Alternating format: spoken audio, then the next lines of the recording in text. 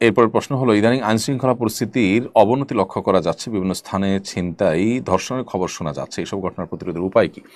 দেখুন, আমরা mob justice বা আইন হাতে তুলে নিতে নিষেধ করি, আবার একই সময় প্রচুর পরিমাণ আইনশৃঙ্খলা পরিস্থিতি অবনতি দেখা যাচ্ছে।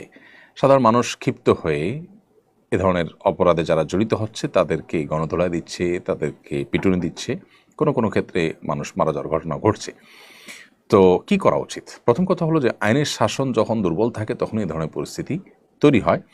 সাধারণ মানুষ, আমি বলছি না যে তারা লেজ গুটিয়ে বা হাত পা গুটিয়ে তারা বসে থাকবে বাসায়, বরং এ ধরনের পরিস্থিতিতে সাধারণ মানুষ স্বপ্নদিত হয়ে বিভিন্ন এলাকায় অপরাধীদেরকে শনাক্ত করা, তাদেরকে ধরা, এটার জন্য তারা উদ্যোগ নিতে পারেন। বিশেষ করে মসজিদ ভিত্তিক উদ্যোগ হতে পারে যে মসজিদের এলাকাতে মুসল্লিরা নিজেরা ভাগ ভাগ হয়ে পাহারাদারি করলেন, দিনে রাতে কারা এ সমস্ত করছেন তাদেরকে ধরে আইনের আওতায় নিয়ে আসা। তারা যদি ধরপাকড় করে পুলিশে সোপর্দ করেন তাহলে সেক্ষেত্রে বিচারের মুখোমুখি হতে পারে এবং অনেকটা আতঙ্কিত হয়ে যাবে অপরাধীরা যখন সবাই সতর্ক হবে। আমার মনে হয় এটা আশু সমাধান। আর স্থায়ী সমাধান তো সন্দেহভাবে আমাদের আইনের যে শাসন সেটাকে শক্তিশালী করে। একটা দেশ অস্থিতিশীল হলে আমরা সবাই ক্ষতিগ্রস্ত হব।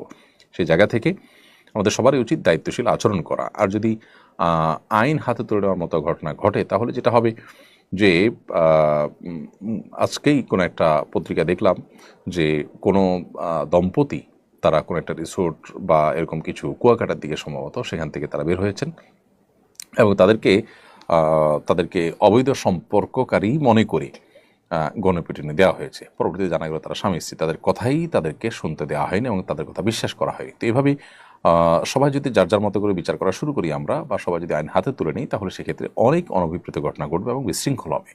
এজন্য আইনশৃঙ্খলা পরিস্থিতির অবনতিতে আমরা এলাকায় পাহারাদারির ব্যবস্থা করতে পারি স্বপ্রণোদিত হয়ে। এতে আমরা সব লাভ করব, আল্লাহর কাছে আজরের আশায় করলে আমরা আজর পাবো, বিনিময় পাবো ইনশাআল্লাহ। সেই সাথে এটার একটা আশু সমাধানের পথ হতে পারে। প্রিয় দর্শক,